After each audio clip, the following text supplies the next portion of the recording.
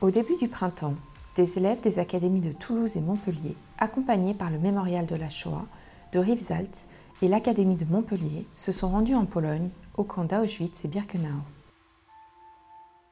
Quelques semaines après leur visite, nous avons rencontré des élèves du lycée Arago de Perpignan, ainsi que leurs professeurs d'histoire, afin de recueillir leur analyse après ce voyage marquant. L'intérêt de ce voyage d'études, c'est d'être porteur de sens. C'est-à-dire qu'effectivement, c'est travailler en études, c'est travailler en cours, des études sont faites avec le mémorial de Rivesaltes. Il y a eu également un travail qui a été fait en amont, mais pour la plupart des élèves, ça n'est pas suffisamment porteur de sens. Et le fait d'être immergé dans une réalité, dans un premier temps à Birkenau et ensuite à Auschwitz, leur fait prendre conscience réellement de ce qu'a été ce principe de cette industrialisation de la mort, avec notamment ce sentiment d'immensité. Et ils ont véritablement pu prendre conscience et connaissance d'une réalité. Ginette Kolinka, survivante du camp de la mort, était aussi sur place pour témoigner et guider les jeunes. Les gens, après l'appel du matin, venaient faire leur toilette, je suppose.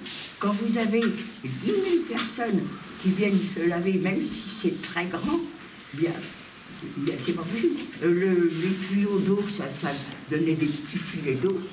Comment faire pour se déshabiller? Ça, c'est sûr et certain, j'étais crasseuse. Et imaginez, vous allez voir tout à l'heure comment sont les toilettes.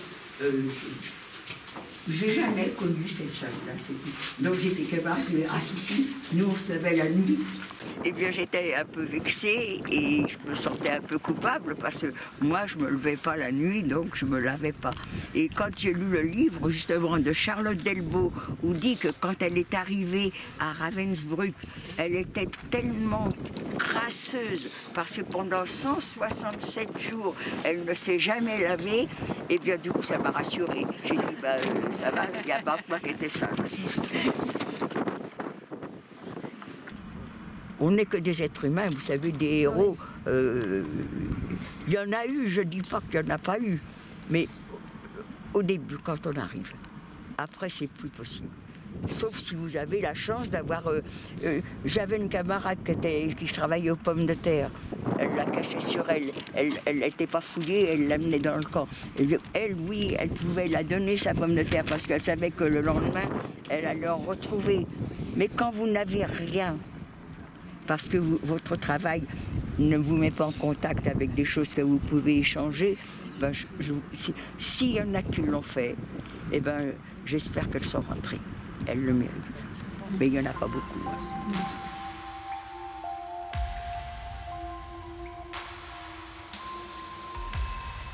On va sur un lieu où la majorité des personnes qui y sont allées sont parties vivantes. Donc ça fait quelque chose de se dire qu'on ressort et le lendemain on est chez nous au chaud, pendant que des personnes ils ont eu froid pendant des années, faim pendant des années, mal, des douleurs. Ça fait un peu une prise de maturité. Ce voyage m'a permis d'agir différemment. Après tout ça, on agit plus de manière humaniste, on agit plus en pensant à tout ça. On y pense souvent.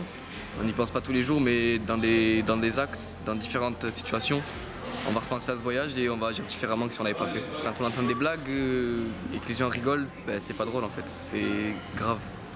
Il y a des personnes qui pensent que ça n'a jamais existé, les camps de concentration et d'extermination, mais il faudrait qu'ils aillent sur le lieu pour se rendre compte de la chose et de toutes les atrocités.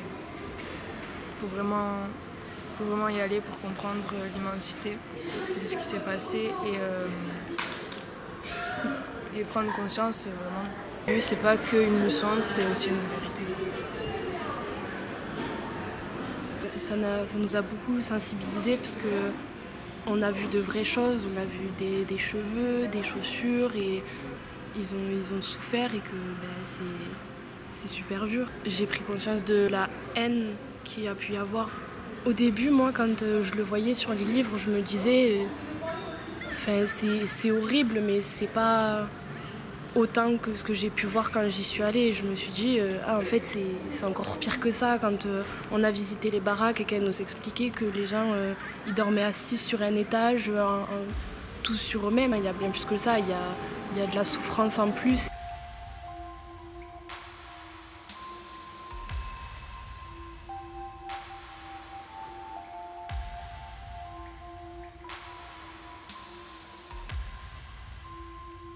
J'ai pris conscience de ce qu'était réellement la Shoah, de ce qu'ont vécu les Juifs et les Tziganes dans ces camps. Ça m'a permis de réfléchir à ce qu'un homme peut être finalement. C'est-à-dire qu'il peut avoir une part de déshumain. C'est-à-dire qu'il n'est plus humain, il tue ce qui est égal à lui en fait. On pensait ressentir une tristesse énorme, ce qui est normal. Sauf qu'au camp de Birkenau, on n'a pas ressenti ça parce que c'était immense. On ne pouvait pas s'imaginer qu'il y ait pu avoir des millions de Juifs et de Tziganes. Et à Auschwitz, c'était plus poignant.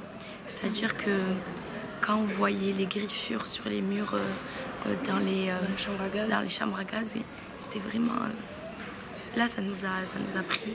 C'était là où on se rendait vraiment compte que ça a été horrible et que c'était réel. En fait, sur la Terre, il faut qu'il n'y ait plus aucun racisme. Et ça, c'est vraiment le message qu'on veut passer. Il y a une prise de responsabilité à eux maintenant d'en faire quelque chose et de donner vie aussi à cette expérience.